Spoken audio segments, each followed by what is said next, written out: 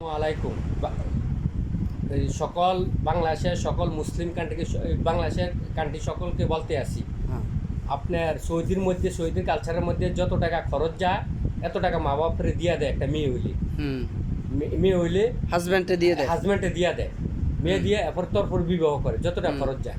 আর বাংলাদেশের মধ্যে উল্টা আবার যৌতুক টাকা নিয়ে নেয় 5 লাখ 4 লাখ 5 লাখ।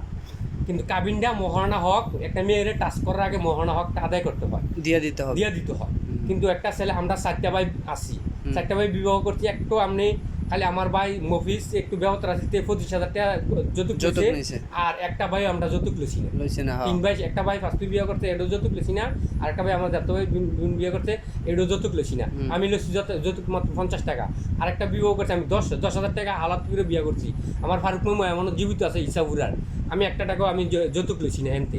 তারপর আমি কইছি মোহন হক আস্তে আস্তে কিস্তির মধ্যে আমি দিয়ে দেন এরে বলছিলাম ইনশাল্লাহ আমি কইছিলাম। এরপরে আমার এই ওয়াপের 1 লাখ টাকা আমি দিয়ে দিছি আমি। ওকে, এরপরে এও কিন্তু চাকরি করি। দাবি কি আপনার আরজি কি? আমার আজ রইলো মুসলিম কান্ট্রির মধ্যে, কিন্তু একটা অনেক মেয়ে কিন্তু বড় হয় ইনকাম করে না, মা বাপের অনেক টাকা খরচ হয়, বাপের অনেক টাকা মাথার গাম ফালাইয়া খরচ করে। একটা মেয়েদের ঠিকানা হলো স্বামীর বাড়ি, কিন্তু একটা ছেলে যৌতুক লোন হারাম। যৌতুক মুসলিম কান্ট্রির মধ্যে যৌতুক লবেন না, তার মধ্যে গজব দিয়ে পরে গজব নাজিল হয়। যৌতুক লইলে আহার আইসা পরে, যে টাকাটা যে যৌতুক দেয় এটা আহার আইসা পরে, কষ্টের মধ্যে কষ্ট থেকে দিয়া দেয়, মন থেকে দেয় না। মন থেকে দিলে ল্যাপতো সুখ দেয় বা স্বইচ্ছা যেটা মন থেকে দিলে এটা আলাদা সাবজেক্ট।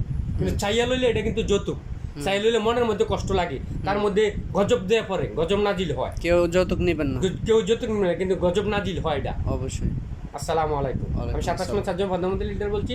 আপনারা বিপুল আবেদন, টাকা পয়সা হইতে সময় লাগে না, টাকা পয়সা জীবনযাপন করতে যা লাগে তা হইলে না, এর বাইরে কোনো প্রয়োজন নাই। ইনশাআল্লাহ।